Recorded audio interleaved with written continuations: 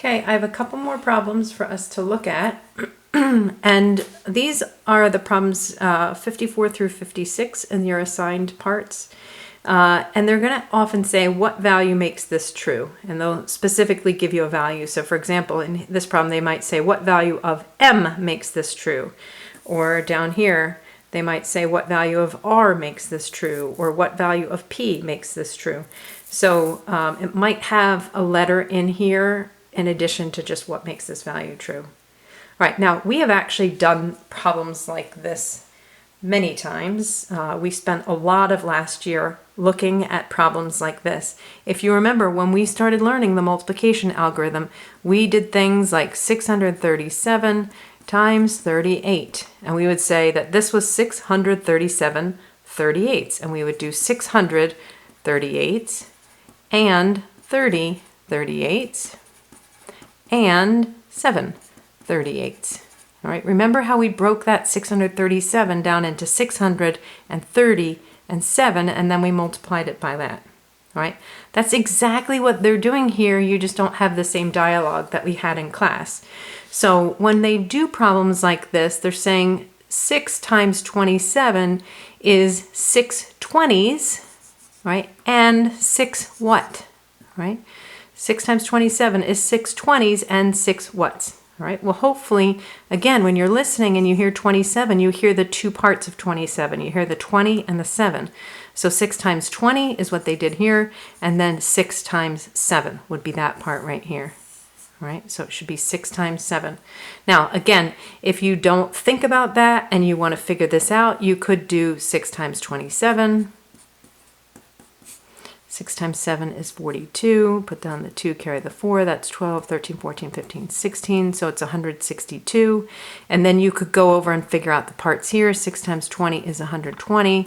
And then I need this to equal 42 because I'm trying to get up to 162 and I already have 120 of it. So 6 times what gives me the 42 that I need? Well, that has to be 6 times 7. That's a much slower way, especially if the numbers get a little bit bigger. But just remember that when we're doing this, we're breaking it down into the 6 times 20 and the 6 times 7 part. Right? You could also eliminate things that do not make sense. 6 times 20 is 120. 6 times another 20 is another 120. That is way too big. That's 240. And if I were to just estimate this answer, I would estimate it to be about 630. Again, I'm doing that because 27 is close to 30. 6 times 30 is 180. 240 is way too big. If 20 is too big, 27 is too big. All right? So if you're just quickly trying to eliminate some, I would say that those two don't make sense. All right, I got tired of making practice answers here like you'll have, but I just skipped to this. So again, if we're working backwards, because that might also happen, it's saying 11 times what number is the same as 11 times 50 plus 11 times 3. Well, think about going backwards here. Remember, if we had something like this, we would group all the numbers in the front here that were being multiplied by the 38 together. We would put them back together and we would get, oh, sorry, I realized I'm not entirely in that screen.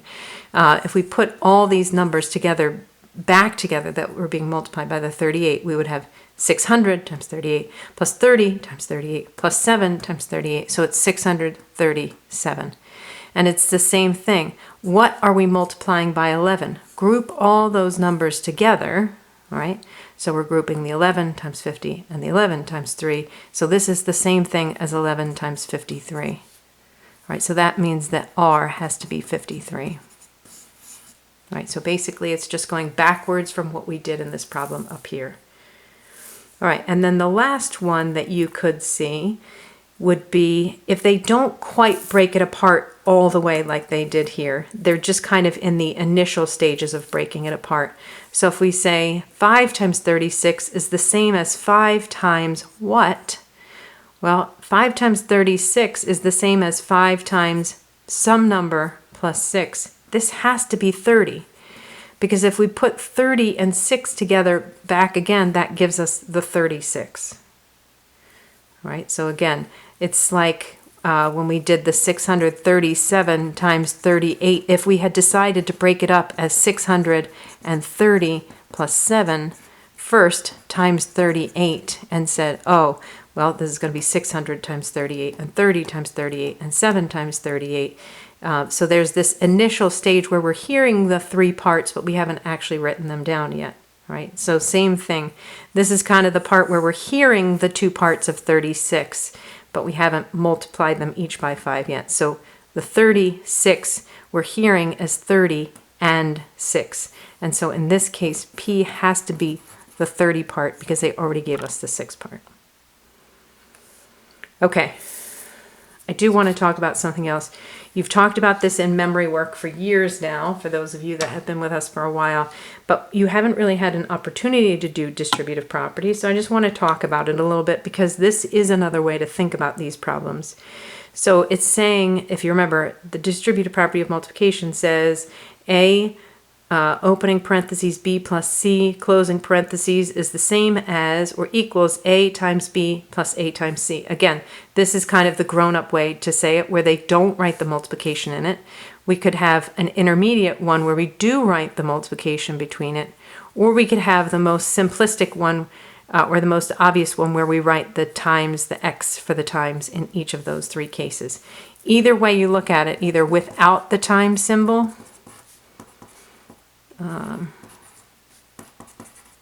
or with the times symbol, that's the dot, or with the x as the times symbol. All of those mean the same thing. There's also a distributive property of subtraction, but they're not really relevant in this case because each time they were adding things together, not subtracting. But regardless, let's take an example of one of these right here. So let's say we had 6 times 27, all right? If I take the step first to write this as 6 times 20 plus 7, this is a classic example for doing distributive property because you have a sum parentheses with an addition or subtraction inside. Again, we're just going to focus on the addition. And then the distributive property, again, think about the word distribute. Sometimes when I'm busy at the beginning of class writing the assignment on the board and I give the Ken puzzles to somebody and I say, would you distribute these? It means hand them out. Give one to everybody. All right. So distributive property is like giving this 6 to everybody in the parentheses. I'm giving the 6 to the 20 through multiplication, and I'm giving the 6 to the 7 through multiplication. Right. And so this ends up becoming 6 times 20, and again, this symbol just comes right down in the middle, 6 times 7. Right. So that's what the distributive property says about this. And again, why does this work? Let's say that you're going, well, since we're in Corona times, let's talk about this. Let's say you have 6 people in your family and you each need, let's say 27 meals a week, all right? So then all together, your family's gonna need 6 times 20 meals, 6 times 27 meals. Or you could think of this as being, well, let's say that the 27 was broken down into 20 meals during the week and 7 meals on the weekend. All right, so we could count how many your family needs during the week, which would be 6 times 20, and how many they need on weekends, which would be 6 times 7.